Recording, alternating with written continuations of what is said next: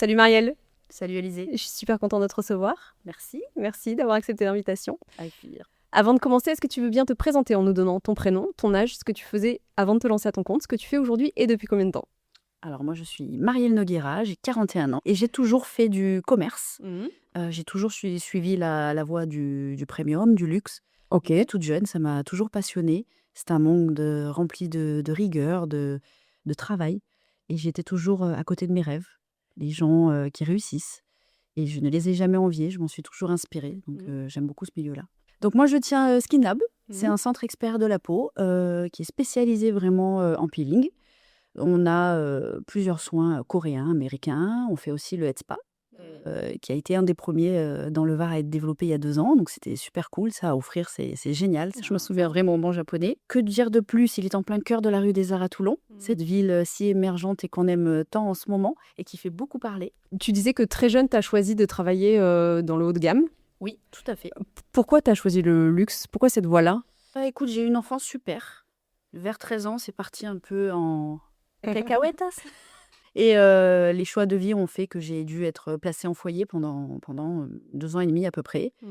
Et en fait, pendant ce moment-là, où j'ai été pris en charge en fait par l'État, par l'ASE en tout cas, qui a été une étape pour moi où j'ai été seule, en fait, complètement. Pris en charge magnifiquement bien par l'État, mais je me suis sentie très très seule. Et en fait, j'ai fait des stages dans le luxe, parce que j'aimais bien les gens qui réussissaient. Toute ma vie, j'ai toujours aimé alors pas spécialement l'argent, mais la réussite. Ça me passionnait, tu vois? Un peu le t'es placé comme ça ou quand tu as des difficultés ou moi, ma mère, elle avait pas du tout les moyens, c'était très, très complexe. Je passerai les détails parce qu'on a tous aussi plus ou moins vécu des choses terribles. Mais à un moment donné, en fait, quand tu as plus les moyens, tu te dis: «Mais en fait, tu n'es pas du tout reconnu dans la société». C'est compliqué de trouver sa place et j'ai eu envie d'une revanche et j'ai voulu me rapprocher des opportunités. J'ai voulu en créer, tu vois? Donc pour toi, c'était ça, c'était le luxe, c'était la revanche Oui. sur la pauvreté finalement. Exactement, exactement. J'ai ma mère qui a toujours galéré, ça a été très, très complexe, en certaines fins de mois avec mon petit frère.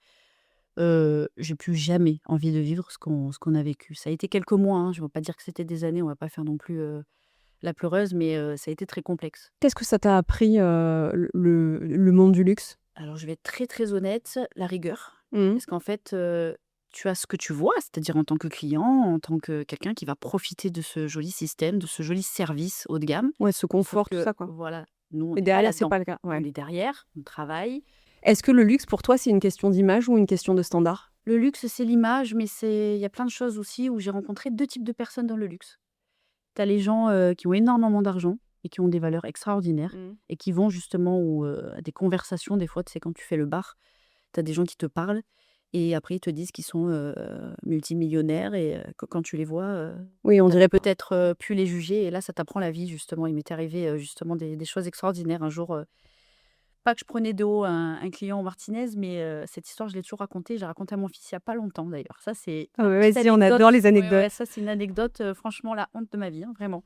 En fait, j'avais, là où j'étais, au Martinez, il y avait un client qui venait toujours à la même table, mais tu sais, j'avais l'impression, tu sais, que c'était je sais pas, un gigolo ou un truc comme ça. Et en fait, pas du tout. C'était celui qui avait la plus grande suite de l'hôtel. Et comme il me parlait mal, moi, je parlais avec hautaine parce que je suis Capricorne Ouais, ouais. et que je suis une femme et que je déteste qu'on me parle mal. Et alors que dans le luxe, tu n'as pas le droit. Même l'irrespect, et Ouais, malheureusement, des fois, doit être toléré et tu t'en vas et puis tu changes de service ou de table et tu n'as pas à faire de réflexion au client. C'est interdit. C'est interdit dans nos standards. C'est impossible. Et en fait, le client, je le prenais un peu de haut ou des fois, je mettais du temps à le servir et tous les jours, tous les jours. Et un jour, mon responsable m'a dit: «Tu sais qui c'est?» Je fais: «Non». Donc il m'explique qui c'est et donc du coup, je suis allée le voir, je suis allée m'excuser et je lui ai dit que son attitude n'était pas Respectueuse, correcte et respectueuse et que voilà. Et donc lui, il m'explique qu'il comprend, qu'il pourrait se remettre en question, mais que moi aussi, je dois me remettre en question parce que j'ai pas eu un service impeccable. Et ça a été la leçon de ma vie. Et juste après, j'allais faire la saison à Courchevel, donc je peux te garantir, j'ai eu des pourboires. Ah ouais, toi, Ne jamais juger les gens par leur apparence. Ouais, J'étais très, très jeune, hein. ça, et c'est marrant parce qu'effectivement, quand on juge, on a l'impression qu'on ne peut pas rentrer en conversation, tu sais, qui peut t'apporter quelque chose avec quelqu'un, alors qu'en fait, ça peut carrément être le cas, quoi. Et La après, preuve. du coup, je discutais tout le temps avec lui. Est-ce que tu as l'impression que tu as dû prouver davantage pour te faire une place dans ce milieu très codifié? Alors, dans le luxe, on est invisible. Ça, il faut se conditionner à ça. Naturellement, tu te dis, bah, si j'ai moins, donc je suis moins. Ça, c'était au début quand j'étais jeune. J'ai vu le luxe comme quelque chose de très artificiel ou superficiel. Et en fait, à la fin, heu, vers 25-26 ans, par maturité, j'ai commencé à comprendre qui étaient ces personnes derrière. OK, tu as un monde qui est artificiel, comme je disais tout à l'heure, j'avais pas terminé effectivement. Il y a 2 mondes, tu as le côté, nouveau riche, le super luxe et cetera. Certaines, communautés ou pays viennent en touristes, de luxe Mmh. avec une certaine exigence. Bon, tu y réponds, globalement, voilà. Et puis tu as les autres qui sont beaucoup plus discrets, le riche qui va être, beaucoup moins ostentatoire, qui va avoir peut-être un peu moins d'exigences, mais qui t'attend quand même au tournant, hein. Ouais, C'est ouais. normal, hein, c'est des gens qui payent, des fois 4 000, 5 000 € la nuit dans un hôtel, je me suis dit qu'en fait, entre eux et moi, en fait et entre nous et eux, il y a qu'un pas. Tu en as, ils sont partis de rien, ils ont réussi, ils sont Mmh. devenus millionnaires, Et tu dirais que c'est qui quoi étaient à ce côté. pas, justement, entre eux et nous? Eh ben ça dépend de tout. J'ai parlé à des dizaines de personnes parce que c'est pas des personnes que j'envie, c'est des personnes que j'idolâtre et que j'ai envie de me nourrir, tu vois, en Mmh tant mh. qu'entrepreneuse aujourd'hui. Et en fait, ça soit des bons choix dans la vie. Tu as beaucoup la chance aussi, des rencontres. J'ai trouvé qu'en moyenne, c'était plus les très belles rencontres et les opportunités que tu te crées. Et ensuite, après l'hôtellerie, je crois que tu as fait autre chose? Après l'hôtellerie, j'ai fait un peu de cosmétique, parce que j'ai toujours aimé ça. D'ailleurs, en Mmh. troisième, on m'a réorientée directement sur le côté commerce et pas du tout dans l'esthétique, mais je voulais faire esthéticienne, moi, à la base. Mon D'accord, rêve, quand OK. j'étais toute jeune, c'était travailler à Yves Rocher. Ah ouais, Ah OK. oui, ah, C'est moi, Yves quoi Rocher, c'était c'est quoi qui te fascine dans le monde de la beauté? le fait de sublimer, de se sublimer et cette valorisation que tu as quand toi, en tant que personne, tu arrives à valoriser une personne. Ouais. J'ai toujours su depuis petite que j'étais là pour aider les gens. Je ne sais pas de quelle manière, mais là, Bah, c'est c'était, tellement comme ça. Mmh. sublimer, nous rendre belles, que lorsqu'on se voit dans la glace, on se trouve plus belle qu'il y a 15 minutes parce qu'on a fait ce qu'il fallait, et pas du tout une recherche de perfection ou pas du tout. Sinon, j'aurais un corps qui fait du 36, je ferais du pilates toutes les 3 minutes. Ce que j'aimerais, hein, mais ce que je ne fais pas, parce que j'ai pas cette rigueur-là. Donc c'est pas le physique ou la perfection qui m'intéresse comme objectif, c'est plutôt le Sublimer, quoi. ce que tu ressens, tu vois, quand tu te maquilles, ce que tu ressens quand, je sais pas, tu vas faire un soin, ce que tu ressens quand tu as passé un bon moment avec tes copines parce que tu t'es un peu sapée et Mmh cetera. mh. Cette valorisation de confiance et ce petit bonheur qu'on a, et beh, pour moi, c'est hyper important. À quel moment tu t'es dit que tu pouvais devenir ton propre patron?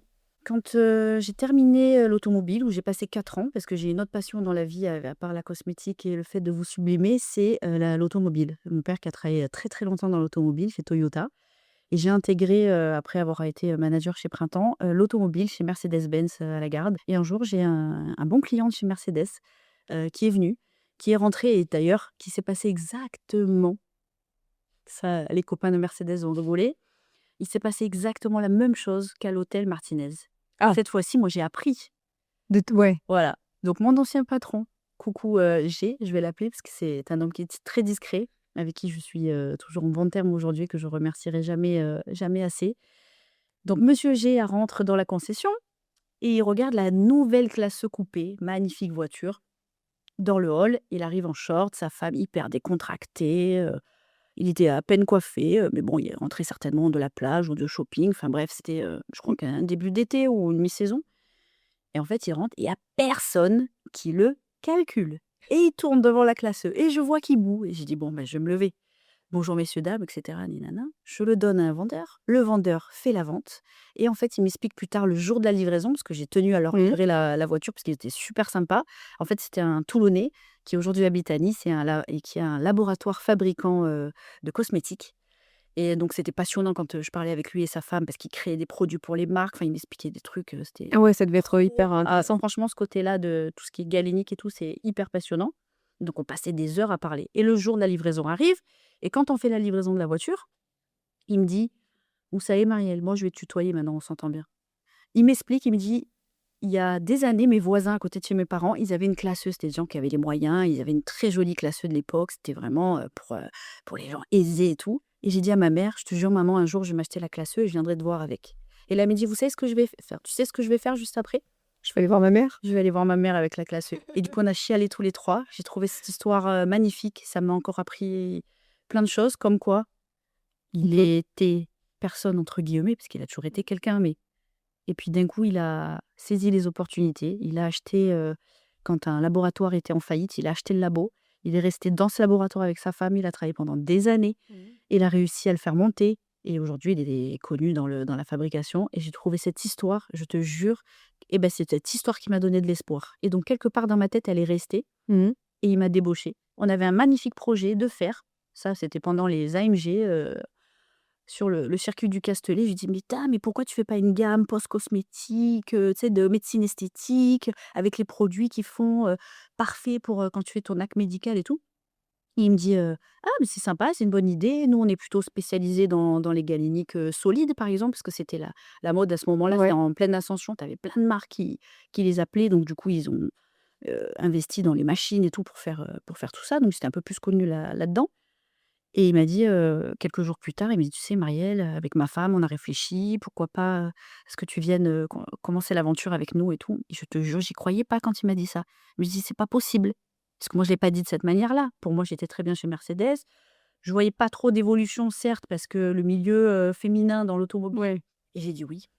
Mais Du c'était une coup, je suis super partie. opportunité. Il m'a pris une Mercedes pour continuer l'aventure en étoile, donc j'étais trop contente. Par contre, c'était le point, c'était que c'est à Nice, quoi. Donc je Ah vais me ouais. taper des allers-retours tous les lundis, mardis. Et là, on a commencé à développer de A à Z cette marque. Qu'est-il arrivé pendant ces semaines? Le Covid. Donc du coup, post-Covid, tu crées cette marque qui sort. Ouais. Et à un moment, tu te dis, bah, en fait, pourquoi je travaille pas pour moi? Grâce à cette expérience, j'ai su que j'étais capable de créer des choses.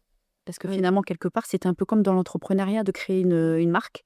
Il m'a laissé tout faire de A à Z avec l'équipe. C'est-à-dire qu'il a donné son avis, bien entendu, mais il m'a laissé une liberté d'expression qui m'a donné des ailes. Est-ce que tu as eu peur de quitter ton confort du salariat? Ah, je crois que c'est pour ça qu'il y a des gens qui sont salariés et d'autres qui sont dans l'entrepreneuriat, hein. Ça, c'est vraiment la pire peur et que j'ai encore aujourd'hui. C'est une cata. Il C'est faut quoi? vivre avec, en fait. De quoi? Alors moi, tous les matins, j'ai une angoisse. En plus, j'ai une activité, c'est de la prestation. J'ai pas d'abonnement, j'ai pas de récurrence dans mon chiffre d'affaires. Donc, du coup, tous les mois, tu repars à zéro, quoi. Comme quand tu vends des voitures, tu repars à zéro tous les mois. Tu Je sais de sais. quoi je parle, hein, voilà. Et pour toutes celles qui ont du CA Ah, à et qui créer font tous les ouais. mois, c'est le stress permanent. Par contre, ce stress, maintenant, il faut savoir le gérer et le contrôler. Ouais, C'est-à-dire, et en créer un OK, je moteur. vis avec. Voilà, en fait, En tu, créer un moteur. tu vis avec. OK, je repars à zéro. Mais en fait, on va pas crever, en fait. Hein, voilà, on va pas mourir, il va rien se passer. C'est normal. Ça fait Je crois, partie je crois qu'il du. faut savoir vivre quand on entreprend, surtout dans la prestation de service, à ce que ça Oh fasse mon des hauts, Dieu, des bas, des hauts, des bas, des hauts, la des bas. résilience. Et c'est terrible parce que c'est C'est horrible. épuisant. Ouais. Mais encore une fois, l'entrepreneuriat, c'est pas un sprint, c'est un Non. marathon, quoi. Ben, en fait, c'est déjà, tu t'achètes une liberté quand tu es dans l'entrepreneuriat,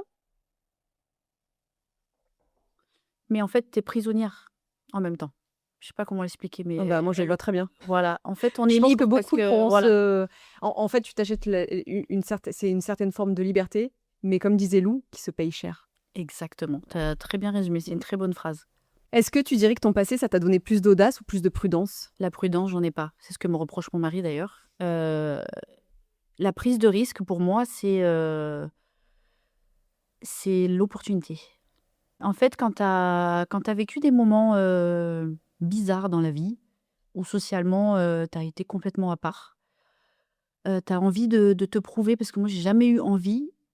Et je pense que des fois, l'image que je reflète sur les réseaux ou dans la vie, les gens vont juger un peu la Marielle un peu superficielle, un peu too much, pas dans les cases. Et ça, c'était quelque chose que j'essayais de contrôler avant, jusqu'au jour où je comprenne qu'en fait, je suis comme ça, on ne me changera pas. Et les amis que j'ai depuis plus de 20 ans et les nouveaux qui sont dans mon cercle aujourd'hui savent très bien que je ne suis pas du tout celle qu'on peut des fois refléter sur les réseaux. Donc ça me va, en fait. Parce que tu as l'impression d'être la suis froide superficielle Ouais, des fois, des oui. réseaux? De Ouais. de par le physique, de par, parce que ça y est, des fois, tu te refais les lèvres, ça y est, tu artificielle. J'aime la mode, donc je me sape un peu, et cetera. Et en fait, tu as toujours un manque de confiance. Tu dis: «Est-ce que je vais poster? Ils vont se moquer?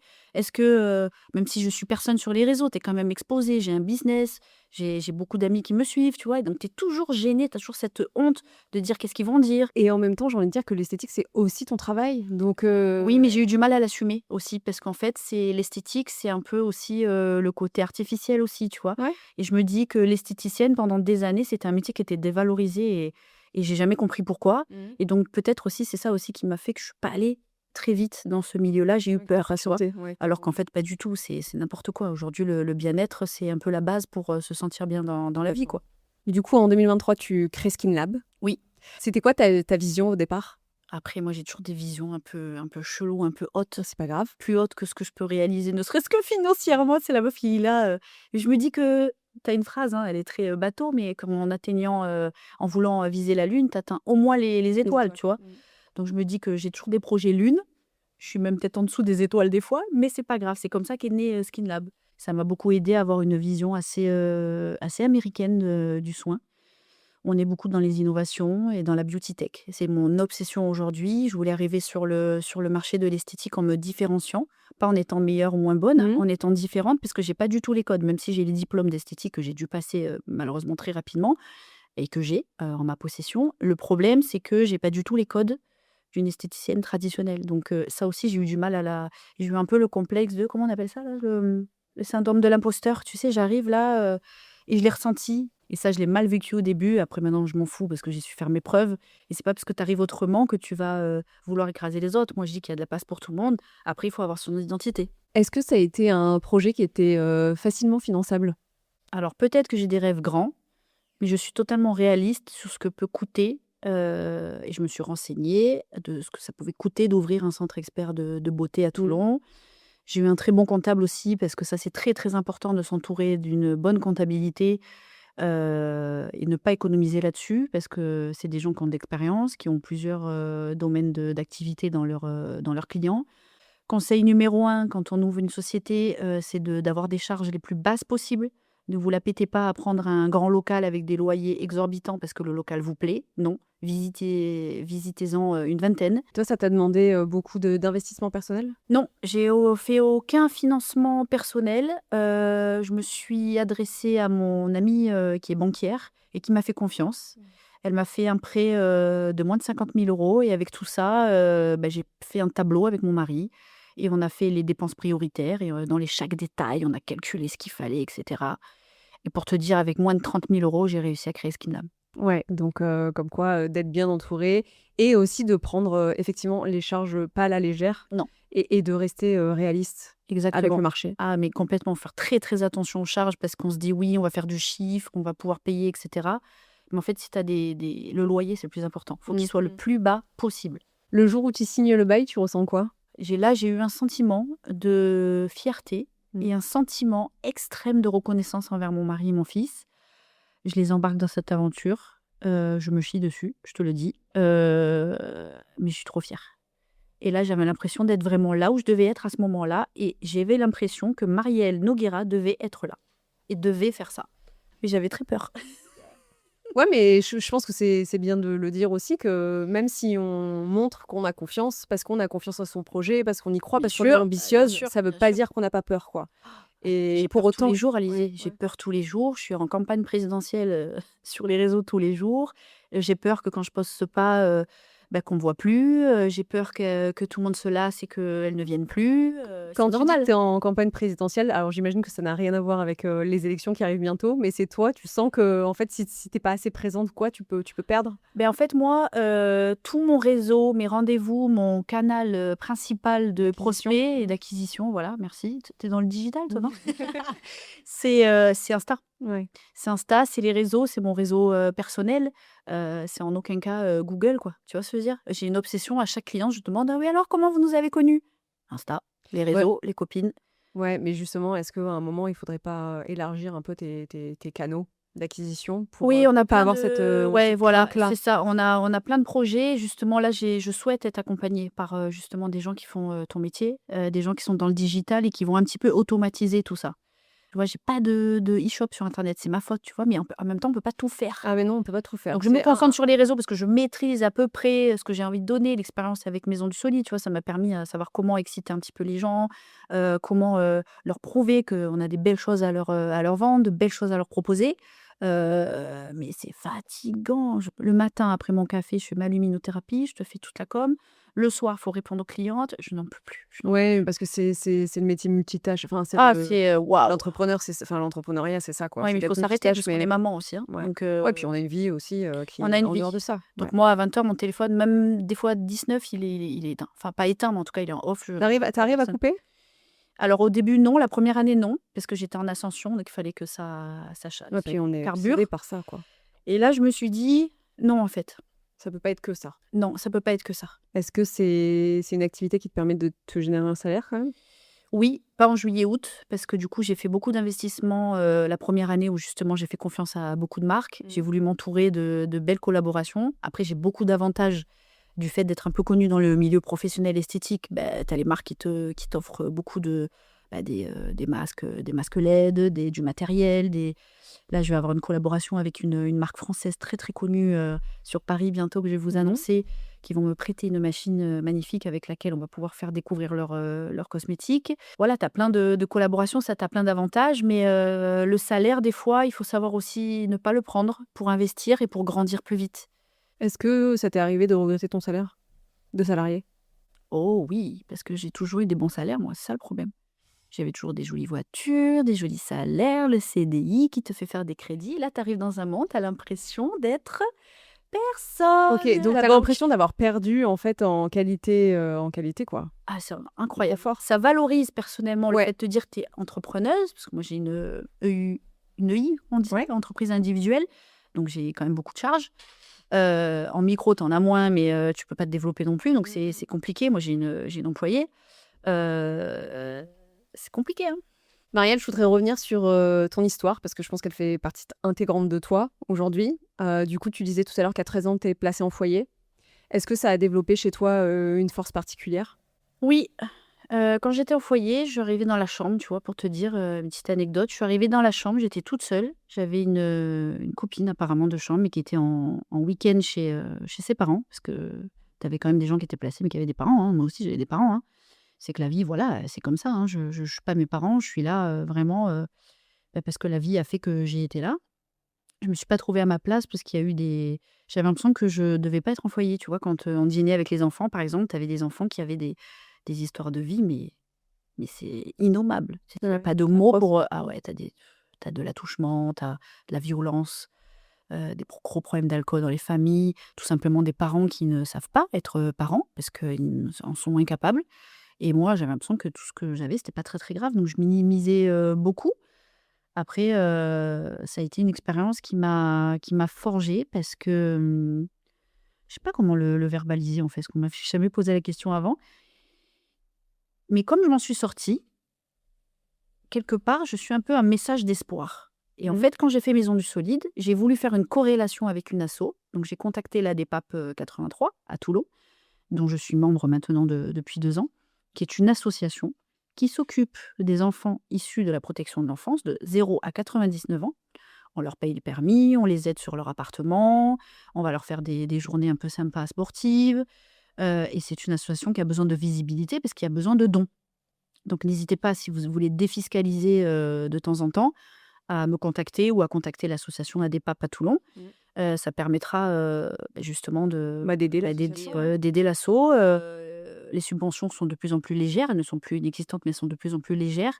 Donc c'est important d'aider les associations. Il n'y a pas que nous en association, mais des fois, voilà, si vous voulez placer, enfin pas placer de l'argent, mais en tout cas donner de l'argent, C'est un beau geste d'aider ces enfants qui, comme c'est toi, se sont contribuer. retrouvés là alors que bah, eux, ils n'avaient rien demandé. Bah, tu as l'État Et qui les aide quand ils sont ouais. placés. Par contre, à 18 ans jusqu'à 20 ans, c'est merci, au revoir. Ouais. T'es Ah, t'es bah, laissé à toi-même, quoi. t'es laissé, tu auras toujours des aides si ta situation elle est complexe ou quoi, mais c'est compliqué quand même. Marielle, on arrive sur la dernière partie du podcast. Donc, petit jeu, question-réponse, d'accord? Réponse spontanée. Trop bien.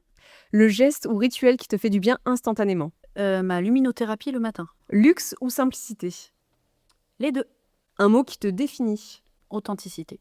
La décision la plus risquée que tu as prise. Ouvrir SkinLab. Le compliment qui t'a le plus touché. Marielle, tu inspires les gens. Une erreur qui t'a tout appris. Prendre les choses pour acquis. Ton resto préféré de Toulon. Le problème, c'est que j'en ai 3. Je peux dire les Vas-y. 3. Ouais. Alors, numéro 1, Lousto. Ta cantine. Ah, c'est ma cantine pour le coup. Numéro 2, j'adore aller manger les cookies chez Manon, ma petite chérie de déguster, qui est là depuis très très longtemps. Et en numéro 3, je dirais Manofika parce que j'adore les pizzas.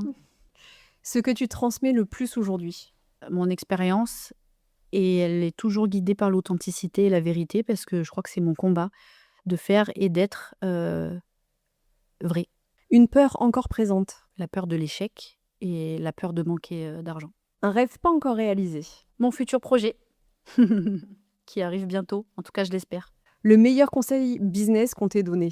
De faire attention à ses charges, de tout négocier, de tout comparer et de tout calculer correctement au centime près. Une femme qui t'inspire, connue ou pas? C'est une femme qui s'appelle Doris Blancpain et qui, pour moi, est au-delà de l'influence. C'est une femme qui a plus de 40 ans, qui a été dans les réseaux depuis toute jeune, qui faisait les blogs à l'époque, et je la suis depuis ses débuts.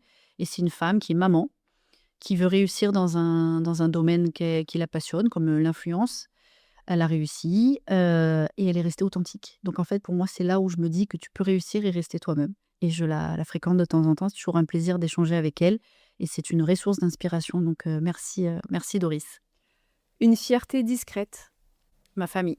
Et enfin, quelle est l'entrepreneuse que tu aimerais voir au micro de La Toulonnaise?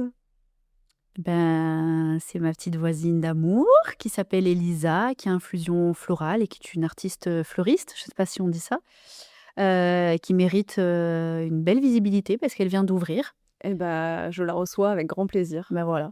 Merci beaucoup, Marielle, pour tout ce partage, pour ton parcours. Je pense qu'il est très inspirant et je pense qu'il pourra aussi inspirer plein de personnes de par ton parcours personnel, mais aussi professionnel. Et j'ai hâte d'avoir les retours. Et merci à toi, Alizé, d'avoir pris le temps de développer ce concept qui, pour moi, est authentique. Et c'est mon maître mot dans la vie. De parler avec toi, ça fait un bien fou. On se rend compte de plein de choses. C'est un vrai bonheur. La sororité, chez moi, ça fait partie de mon cœur. J'aime beaucoup aider les autres, mais encore plus les femmes. Et quand on s'entraide ensemble, je trouve qu'on fait de belles choses. Voilà, donc merci. Merci à toi Merci de faire la beaucoup. Toulonnaise. Merci.